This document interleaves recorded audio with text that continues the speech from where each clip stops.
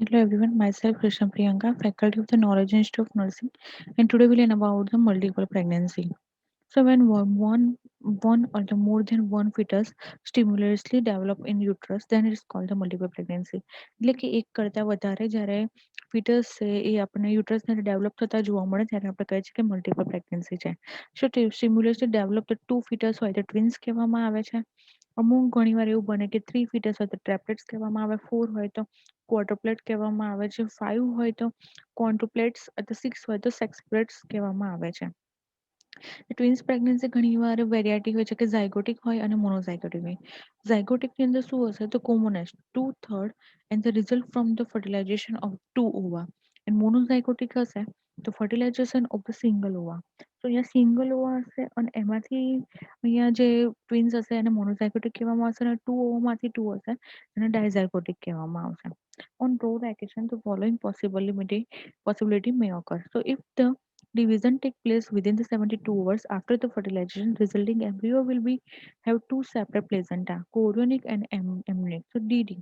So, અલગ અલગ હશે એનું પ્લેઝન્ટા કોરિયોન ને બધું અલગ અલગ હશે. If the division take place between the 4th and 8th day after the formation of inner cell mass, when the chorionic has already developed, તો એ વખતે એમ્નિયોટિક જે છે એ મોનોકોરિયોનિક ટ્વિન્સ ડેવલપ થશે. અને if the division હશે એ આફ્ટર 8 days પછીનું થશે તો એમ્નિયોટિક કેવિટીની અંદર જે મોનોકોરિયોનિક ટ્વિન્સ છે એ અહીંયા આપણે ડેવલપ થતા જોવા મળશે. સો મલ્ટિપલ પ્રેગ્નન્સીની અંદર જો ઓન એક્સ્ટ્રીમલી રેર ઓકેશનની અંદર આપણે ડિવિઝન અકર્સ 2 વીક હોય તો એમ્નિયોટિક જે ડિસ્ક છે એની અંદર આપણને અહીંયા કોન જોઈન આપણે ટ્વિન્સ જોવા મળશે. એટલે કે ટ્વિન્સ હશે એકબીજાની જોડે જોઈન જોવા મળશે. અહીંયા 4 ટાઈપના આપણને બતાવેલા છે કે એ છે સોરાકોપેગેટ્સ એટલે કોમનેસ્ટ આપણને જોવા મળતું હોય છે.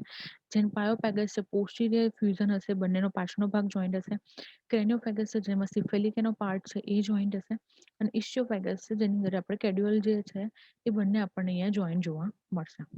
સો ફેક્ટર છે ઇન્ફ્લુએન્સિંગ ટ્વિન્સ તો ઘણીવાર રહેશે એટલે કે હાઈએસ્ટ અમોંગ ધ નેડ once in every 20 birth, lowest among the મોનોગોગસ, the intermediate among the so the હેરિડિટીના કારણે ફેમિલી હિસ્ટ્રીમાં કદાચ આવું હોય તો મેટર્નલ એજ અને પેરેટીના કારણે ઘણીવાર ઇન્ક્રીઝ ધ પેરેટીના કારણે ન્યુટ્રિશનલ ફેક્ટર ઘણીવાર અહીંયા અફેક્ટ કરતા હોય છે.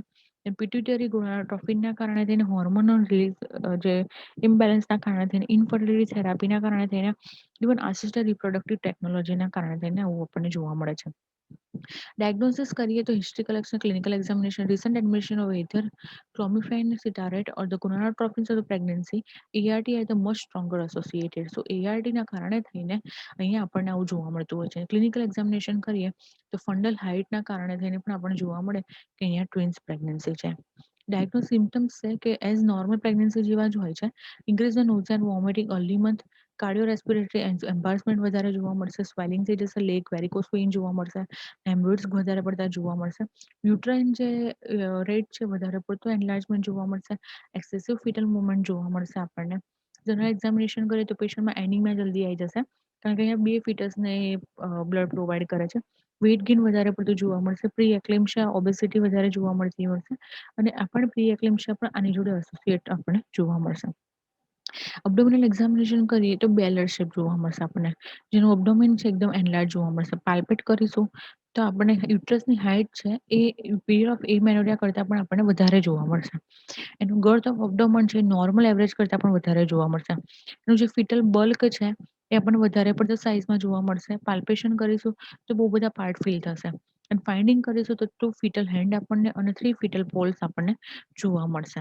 અને આસ્કલ્ટેશન કરીશું તો આપણને એફએસએચ છે અલગ અલગ સ્પોટ અલગ અલગ જગ્યા પર આપણને જોવા મળશે. સોનોગ્રાફી કરવામાં આવશે જેસ્ટેશનલ સેક આપણે આઈડેન્ટિફાઈ કરી શકીશું અલગ ઇવન સેપરેટ આપણને જોવા મળશે. ઘણીવાર 10 વીકમાં હોય તો આપણે ડાયગ્નોસિસ પણ કમ્પ્લીટલી કરી લેવાય છે. Variability of the fetus and the vaccine the twins is second trimester. Then આપણને ટ્વિન પીક સાઇન જોવા મળશે, કોરોનોસિટી જોવા મળશે, pregnancy dating and the fetal anomalies ઘણીવાર જોવા મળી જાય છે. ફીટલ ગ્રોથ મોનિટરિંગ કરી શકો છો. ઇવન આપણે પ્રેઝન્ટેશન અને ફીટસની લાઈવ પણ જોવા મળી જાય છે અને ટ્વિન્સ ટ્રાન્સફ્યુઝન લોકો કઈ જગ્યાએ લોકેટ કરેલું છે, એમ્નિયોટિક ફ્લુઇડ કેટલું છે, દરેક વસ્તુ આપણને સોનોગ્રાફીમાં ખબર પડી જશે. બાયોકેમિકલ ટેસ્ટ કરવામાં આવશે તો એસસીજી લેવલ છે, પ્લાઝ્મા છે, યુરિન લેવલ છે એ આપણને હાઈ જોવા મળશે. અહીં મેટર્નલ સીલમાં આલ્ફા ફિટોપ્રોટીન લેવલ છે એલિવેટેડ જોવા મળશે. અનકોન્જુગેટેડ એસ્ટ્રોરલ છે એટલે એપ્રોક્સિમેટલી આપણને ડબલ જોવા મળશે અને રેડિયોલોજીકલ એક્ઝામિનેશન પણ અહીંયા કરવામાં આવશે. હવે જો કોમ્પ્લિકેશન હોય આવી પ્રેગ્નન્સીમાં તો કયા હોઈ શકે છે? તો નોઝિયા એન્ડ વોમિટિંગ વધારે હશે, એનિમિયા વધારે જોવા મળશે, પ્રી એક્લેમ્પશિયા થવાના ચાન્સીસ છે, માઇનસ છે, એન્ટીપાર્ટમ હેમરેજ થવાના ચાન્સીસ છે, માલ પ્રેઝન્ટેશન થઈ શકે છે કારણ કે અહીંયા એક યુટ્રસની અંદર 2 ફીટસ છે. પ્રીટર્મ લેબર થવાના પણ ચાન્સીસ છે અને મિકેનિકલ ડિસ્ટ્રેસ થવાના પણ અહીંયા ચાન્સીસ છે. ડ્યુરિંગ લેબર કદાચ બની શકે છે કે અર્લી રપ્ચર થઈ જાય, કોડ કોલાપ્સ થઈ જાય, પ્રોલોંગ લેબર થવાના ચાન્સીસ છે કારણ કે ઇઝીલી ડિલિવરી નહીં થાય. ધેન ઇન્ક્રીઝ ધ ઓપરેટિવ જે આપણે ઓપરેટિવ પ્રોસિજર કરવાની જરૂર પડે બ્લીડિંગ થઈ શકે છે. પોસ્ટપાર્ટમ હેમરેજ થવાના પણ ચાન્સીસ છે. ડ્યુરિંગ ધ પ્યુપેરિયમ સબ ઇન્વોલ્યુશન થવાના ચાન્સીસ છે, ઇન્વોલ્યુશન બરાબર નહીં થાય, ઇન્ફેક્શન લાગવાના ચાન્સીસ છે અને લેક્ટેશન પણ ફેલિયર થઈ શકે છે. અને ફિટલની અંદર આપણે જોઈએ તો પ્રી મિસકેરેજ થવાના ચાન્સીસ છે, પ્રી મેચ્યોરિટી થશે, ગ્રોથ પ્રોબ્લેમ થશે કારણ કે અહીંયા એક સાથે 2 ફીટસ ડેવલપ થઈ રહ્યા છે. ઘણીવાર ઇન્ટ્રાયુટેરાઇન ડેથ પણ થઈ શકે છે. એસ્ફિક્સિયા એટલે સ્ટીલ બર્થ પણ થવાના ચાન્સીસ છે અને ઘણીવાર અબનોર્માલિટીના કારણે ગ્રોથ રિટાર્ડેશનના કારણે ફિટલ અબનોર્માલિટી પણ આપણને જોવા મળે છે. મેનેજમેન્ટ શું કરશું આવી કન્ડિશનની અંદર જો કદાચ કોઈ વુમન હોય જેને ટ્વિન્સ પ્રેગ્નન્સી હોય અને એડિક્વેટ ડાયટ લેવા માટે આપણે કહીશું calorie, protein, minerals, vitamin, fatty acid હોય દરેક વસ્તુમાં આપણે એને કમ્પ્લીટલી ફોલિક એસિડને બધું આપણે પ્રોવાઈડ કરીશું.